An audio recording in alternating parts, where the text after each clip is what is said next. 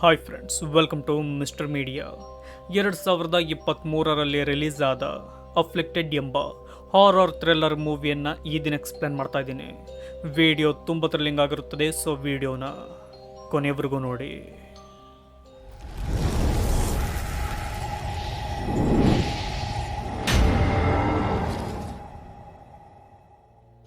ಮೂವಿಯ ಮೊದಲ ಸೀನ್ನಲ್ಲಿ ಇಬ್ಬರು ಫ್ರೆಂಡ್ಸ್ಗಳನ್ನು ನೋಡ್ತೀವಿ. ಇವರಿಬ್ಬರನ್ನು ಪ್ರಾಣ ಸ್ನೇಹಿತರೆಂದೇ ಹೇಳಬಹುದು. ಇವರ ಹೆಸರು ಡೆರೆಕ್ ಲೀ ಹಾಗೂ ಕ್ಲಿಫ್ ಎಂದು. ಹೀಗೆ ಇವರಿಬ್ಬರು 1 ವರ್ಷದ ಟ್ರಿಪ್ ಮಾಡಬೇಕು ಎಂದು ಪ್ಲಾನ್ ಮಾಡ್ತಾರೆ. ಆ 1 ವರ್ಷದಲ್ಲಿ ಇಡೀ ಜಗತ್ತನ್ನೇ ಸುತ್ತುವುದು ಇವರ ಗುರಿಯಾಗಿರುತ್ತೆ. ಈ ರೀತಿ ಮಾಡಲು ಮತ್ತೊಂದು ಕಾರಣವೇನೆಂದರೆ, ಡೆರೆಕ್ಗೆ ಬ್ರೈನ್ಗೆ ಸಂಬಂಧಪಟ್ಟ ಒಂದು ಕಾಯಿಲೆ ಇರುತ್ತೆ. ಈ ಕಾಯಿಲೆಯಿಂದ ಡೆರೆಕ್ ಯಾವಾಗ ಬೇಕಾದರೂ ಸಾಯಬಹುದು. ಅವನು ಸಾಯುವುದಕ್ಕಿಂತ ಮುಂಚೆ ಪ್ರಪಂಚವನ್ನು ಸುತ್ತಬೇಕೆನ್ನುವುದೇ ಕ್ಲಿಫ್ನ ಉದ್ದೇಶವಾಗಿರುತ್ತೆ. ಕ್ಲಿಫ್ ಸೋಷಿಯಲ್ ಮೀಡಿಯಾದಲ್ಲಿ ಫೇಮಸ್ ಆಗಿರುವ ಕಾರಣ ಟ್ರಿಪ್ನ ಪ್ರತಿ ಕ್ಷಣಗಳನ್ನು ಕೂಡ ವಿಡಿಯೋ ರೆಕಾರ್ಡ್ ಮಾಡಲು ಮುಂದಾಗಿರ್ತಾನೆ. ಈ ರೀತಿ ಮಾಡಿ ಆ ಫೂಟೇಜ್ಗಳನ್ನು ವೆಬ್ ಸೀರೀಸ್ನ ರೀತಿ ಅಪ್ಲೋಡ್ ಮಾಡಬೇಕು ಎಂದು ಅಂದುಕೊಂಡಿರ್ತಾನೆ. ಹೀಗೆ ಅವರಿಬ್ಬರು ಎಲ್ಲ ತಯಾರಿ ಮಾಡಿಕೊಂಡು ಸ್ಪೇನ್ಗೆ ಹೋಗ್ತಾರೆ. ಅಲ್ಲಿನ ಎಲ್ಲ ಜಾಗವನ್ನು ಸುತ್ತಾಡುವ ಅವರು ಆ ದಿನದ ರಾತ್ರಿಯಲ್ಲಿಯೇ ಒಂದು ಪಾರ್ಟಿಗೆ ಹೋಗ್ತಾರೆ. ಈ ಸಮಯದಲ್ಲಿ ಡೆರೆಕ್ಗೆ ಆಡ್ರೆ ಎಂಬ ಹುಡುಗಿ ಪರಿಚಯವಾಗ್ತಾಳೆ. ಅವಳ ಜೊತೆಯ ನೈಟ್ ಸ್ಪೆಂಡ್ ಮಾಡಲು ಡೆರೆಕ್ ಮುಂದಾಗ್ತಾನೆ. ಮರುದಿನ ಕ್ಲಿಫ್ ಡೆರೆಕ್ನನ್ನು ನೋಡಲು ಅವನ ರೂಮ್ಗೆ ಹೋದಾಗ ಅಲ್ಲಿ ಆಡ್ರೆ ಇರುವುದಿಲ್ಲ. ಡೆರೆಕ್ನ ದೇಹದ ಮೇಲೆ ಕಚ್ಚಿದ ರೀತಿ ಇರುವ ಗಾಯದ ಗುರುತುಗಳನ್ನು ನೋಡುವ ಕ್ಲಿಫ್ಗೆ ತುಂಬ ಶಾಕ್ ಆಗುತ್ತೆ. ಏನಾಯಿತು ಎಂದು ಡೆರೆಕ್ಗೆ ಕೇಳಿದಾಗ ಆತ ಹೀಗೆ ಹೇಳ್ತಾನೆ, ನಿನ್ನೆ ರಾತ್ರಿ ನಾನು ಮತ್ತು ಆಡ್ರೆ ಈ ರೂಮ್ಗೆ ಬಂದ ಕೂಡಲೇ ಆಡ್ರೆ ಒಂದು ವಸ್ತುವಿನಿಂದ ನನಗೆ ಹೊಡೆದಳು. ನಂತರ ಏನಾಯಿತು ಎಂದು ನನಗೆ ಗೊತ್ತಿಲ್ಲ. ರೂಮ್ನಲ್ಲಿರುವ ಯಾವುದೇ ವಸ್ತುಗಳು ಕಳ್ಳತನವಾಗಿರುವುದಿಲ್ಲ. ಆದರೂ ಆಡ್ರೆ ಯಾಕೆ ಹೀಗೆ ಮಾಡಿದಳು ಎಂದು ಅವರಿಬ್ಬರಿಗೂ ಗೊತ್ತೇ ಆಗುವುದಿಲ್ಲ. ನಂತರ ಈ ವಿಷಯವನ್ನು ಮರೆಯುವ ಅವರು ಅಲ್ಲಿಂದ ನೇರವಾಗಿ ಇಟಲಿಗೆ ಹೋಗ್ತಾರೆ. ಡೆರೆಕ್ಗೆ ಮಾತ್ರ ಹೊರಗೋಗುವ ಆಸಕ್ತಿಯೇ ಇರುವುದಿಲ್ಲ. ಯಾವಾಗಲೂ ಆತ ನಿದ್ದೆ ಮಾಡುತ್ತಿರುತ್ತಾನೆ. ಯಾವ ಊಟವೂ ಅವನಿಗೆ ಸೇರದೆ ತಿಂದ ಊಟವನ್ನೆಲ್ಲ ವಾಂತಿ ಮಾಡುತ್ತಿರುತ್ತಾನೆ.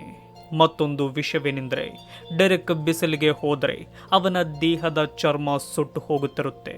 ಇವನ್ನೆಲ್ಲ ನೋಡುವ ನಮಗೆ ಅನ್ನಿಸುವುದೇನೆಂದರೆ, ಡೆರೆಕ್ ಏನಾದರೂ ವ್ಯಾಂಪೈರ್ ಆದನ ಎಂದು. ಸ್ನೇಹಿತರೆ, ಈ ಎಲ್ಲ ಲಕ್ಷಣಗಳು ವ್ಯಾಂಪೈರ್ಗಳಿಗೆ ಮಾತ್ರ ಬರುವುದು ಎಂದು ನಾವು ಮೂವಿಗಳಲ್ಲಿ ನೋಡಿ ತಿಳಿದುಕೊಂಡಿದ್ದೀವಿ. ಈ ಡೆರೆಕ್ಗೆ ನಿಜವಾಗಿಯೂ ಏನಾಗಿದೆ ಎಂದು ನಮಗೆ ಮುಂದೆ ಗೊತ್ತಾಗುತ್ತೆ.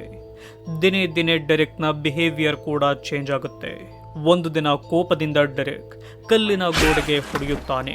ಹೊಡೆದ ಕೂಡಲೇ ಆ ಕಲ್ಲಿನ ಗೋಡೆಯೇ ಕಿತ್ತು ಹೋಗುತ್ತೆ. ಅದನ್ನು ನೋಡಿದ ಕ್ಲಿಫ್ಗೆ ತುಂಬ ಶಾಕ್ ಆಗುತ್ತೆ. ಆಗ ಕ್ಲಿಫ್ ಅವನನ್ನು ಹೊರಗೆ ಕರೆದುಕೊಂಡು ಹೋಗಿ ದೊಡ್ಡ ಕಲ್ಲನ್ನು ಕೈನಿಂದ ಹೊಡೆಸ್ತಾನೆ. ಹೀಗೆ ಮಾಡಿದಾಗ ಆ ಕಲ್ಲು ಕೂಡ 2 ಭಾಗವಾಗುತ್ತೆ. ಬೈಕ್ಗಿಂತಲೂ ಡೆರೆಕ್ ವೇಗವಾಗಿ ಓಡುತ್ತಾನೆ. ಸ್ಪೈಡರ್ ಮ್ಯಾನ್ ಅಂತೆ ಬಿಲ್ಡಿಂಗ್ನಿಂದ ಬಿಲ್ಡಿಂಗ್ಗೆ ಹಾರುವಂತಹ ಶಕ್ತಿ ಡೆರೆಕ್ಗೆ ಬಂದಿರುತ್ತೆ. ಇದನ್ನೆಲ್ಲ ನೋಡುತ್ತಿದ್ದ ಕ್ಲಿಫ್ಗೆ ಎಷ್ಟು ಖುಷಿಯಾಗುತ್ತದೋ ಅಷ್ಟೇ ಭಯವೂ ಆಗುತ್ತಿರುತ್ತೆ.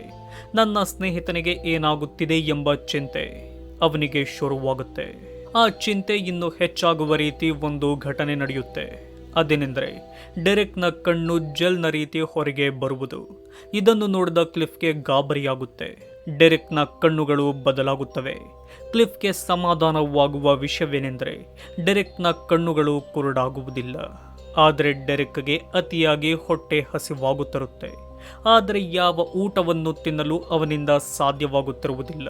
ಒಮ್ಮೆ ದಾರಿಯಲ್ಲೇ ಡೆರೆಕ್ ಹಾಗೂ ಕ್ಲಿಫ್ ಹೋಗುವಾಗ ಒಂದು ಚಿಕ್ಕ ವಿಷಯಕ್ಕೆ ಅಲ್ಲಿನ ಲೋಕಲ್ ಜನರ ಜೊತೆ ಜಗಳವಾಗುತ್ತೆ. ಆಗ ಡೆರೆಕ್ ಅವರಿಬ್ಬರನ್ನು ಒಂದೇ ಏಟಿನಲ್ಲಿ ಸಾಯುವ ರೀತಿ, ಅಂದರೆ ರಕ್ತ ಬರುವ ರೀತಿ ಹೊಡೆಯುತ್ತಾನೆ. ಅವರ ರಕ್ತ ಡೆರೆಕ್ನ ಕೈಗೆ ಮೆತ್ತಿಕೊಳ್ಳುತ್ತೆ.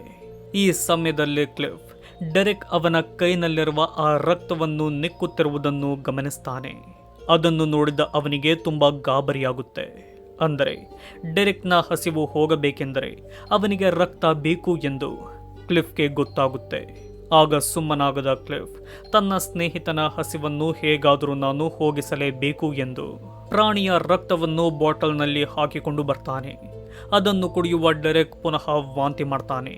ಅದೇ ರಾತ್ರಿ ಹೊರಗಿರುವ ಒಂದು ಹಂದಿಯ ಮರಿಯನ್ನು ಹಿಡಿಯುವ ಡೆರೆಕ್ ಹಸಿವನ್ನು ತಡೆಯಲಾರದೆ ಅದರ ರಕ್ತವನ್ನು ಕುಡಿಯಲು ಮುಂದಾಗ್ತಾನೆ. ಅದನ್ನು ಕೊಂದು ಕೊನೆಗೂ ಅದರ ರಕ್ತವನ್ನು ಕುಡಿತಾನೆ. ಆದರೂ ಏನೂ ಪ್ರಯೋಜನವಾಗುವುದಿಲ್ಲ. ಪುನಃ ಡೆರೆಕ್ ಆ ರಕ್ತವನ್ನೆಲ್ಲ ಕಕ್ಕುತ್ತಾನೆ.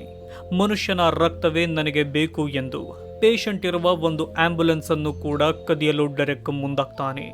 ಆದರೆ ಆ ಕೆಲಸವನ್ನು ಮಾಡಲು ಕ್ಲಿಫ್ ಬಿಡುವುದಿಲ್ಲ. ಅವನನ್ನು ಕರೆದುಕೊಂಡು ರೂಮ್ಗೆ ಹೋಗ್ತಾನೆ.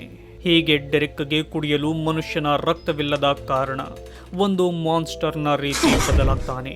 ಅವನ ಮಾನ್ಸ್ಟರ್ ರೂಪವನ್ನು ನೋಡುವ ಕ್ಲಿಫ್ಗೆ ತುಂಬಾ ಭಯವಾಗುತ್ತೆ.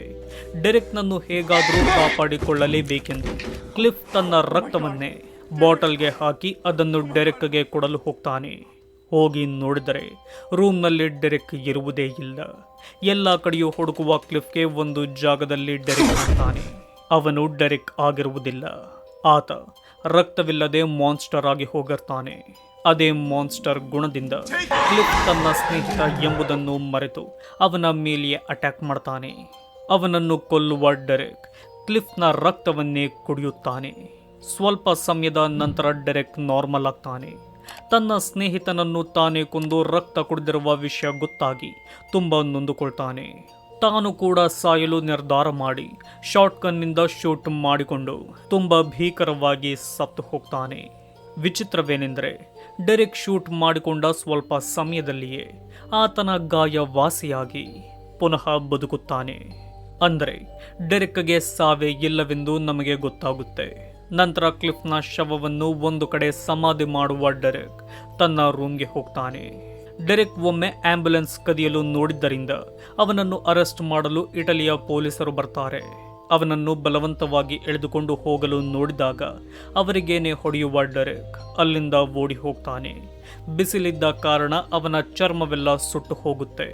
ಆದರೂ ಡೆರೆಕ್ ಅವರ ಕೈಗೆ ಸಿಗದಂತೆ ಓಡುತ್ತಾ ಒಂದು ಜಾಗದಲ್ಲಿ ಮರೆಯಾಗ್ತಾನೆ. ರಾತ್ರಿಯ ಸಮಯದಲ್ಲಿ ಡೆರೆಕ್ ಹೀಗೆ ಅಂದುಕೊಳ್ತಾನೆ, ನನ್ನನ್ನು ಈ ಸ್ಥಿತಿಗೆ ತಂದ ಆಡ್ರಿಯನ್ನು ನಾನು ಹುಡುಕಲೇಬೇಕು. ಅವಳಿಂದಲೇ ಈ ಕಾಯಿಲೆ ಗುಣವಾಗುವುದು ಎಂದು ಪುನಃ ತನ್ನ ರೂಮ್ಗೆ ಹೋಗ್ತಾನೆ. ಸ್ನೇಹಿತರೆ, ಆಡ್ರೆ ಯಾವಾಗ ಡೆರೆಕ್ ಜೊತೆ ರಾತ್ರಿ ಕಳೆದಿದ್ದಳು ಅದೇ ರಾತ್ರಿಯಲ್ಲಿ ಅವಳು ತನ್ನ ಫೋನನ್ನು ಬಿಟ್ಟು ಹೋಗಿರ್ತಾಳೆ.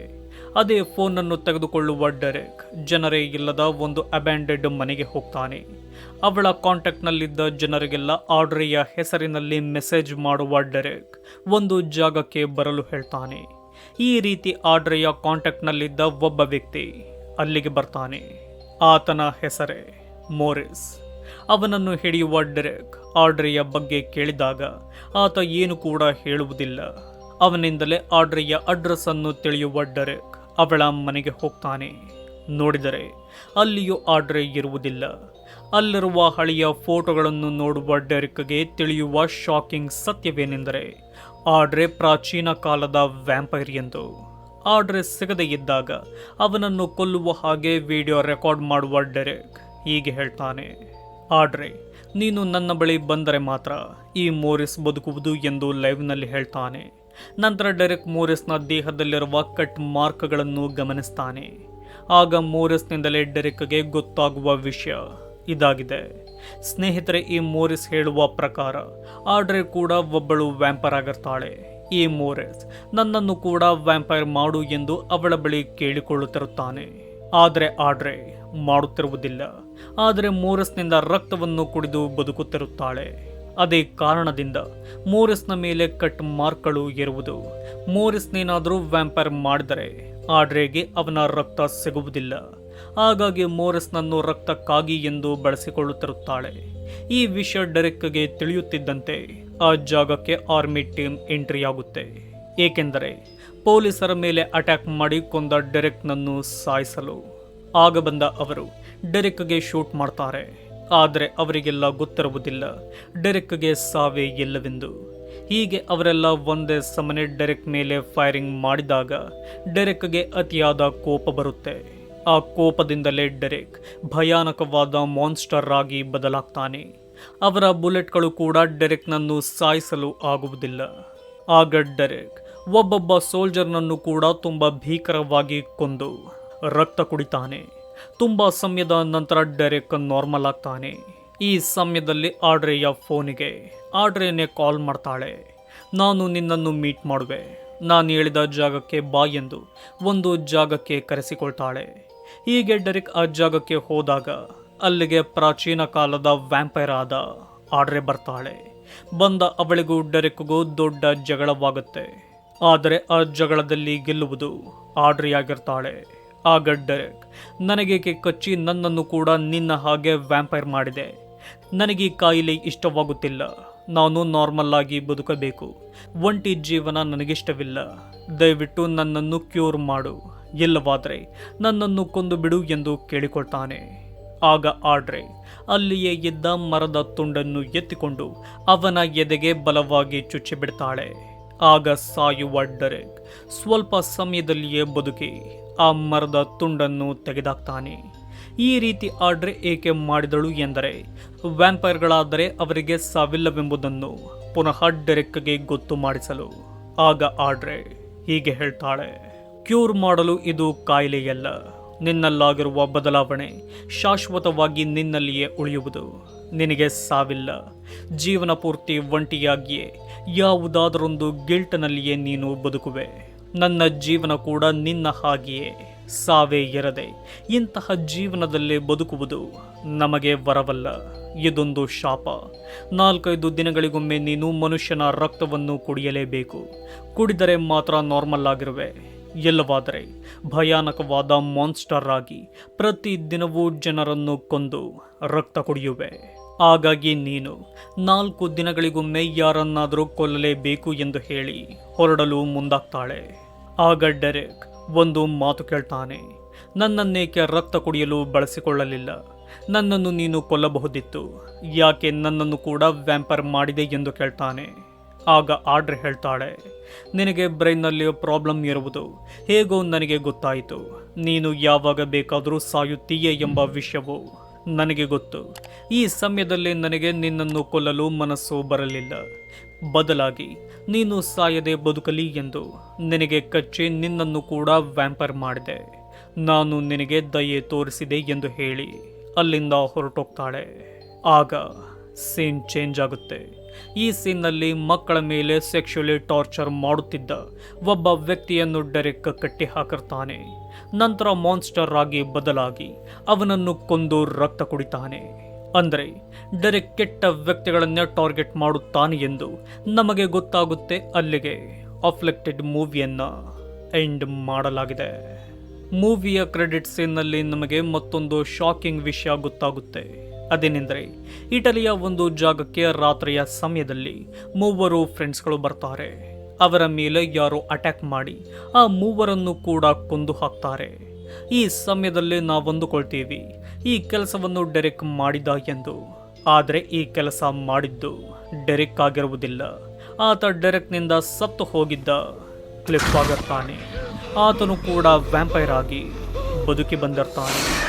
ಸ್ನೇಹಿತರೆ, ಈ ಮೂವಿಯ ವಿವರಣೆ ನಿಮಗಿಷ್ಟವಾಗಿದ್ದಲ್ಲಿ ಲೈಕ್, ಶೇರ್, ಕಮೆಂಟ್ ಮಾಡಿ. ಇಂತಹದ್ದೇ ವಿಡಿಯೋಗಳಿಗಾಗಿ ನಮ್ಮ ಚಾನಲನ್ನು ಸಬ್ಸ್ಕ್ರೈಬ್ ಮಾಡಿಕೊಳ್ಳಿ. ವಿಡಿಯೋ ನೋಡಿದ್ದಕ್ಕೆ ಧನ್ಯವಾದಗಳು.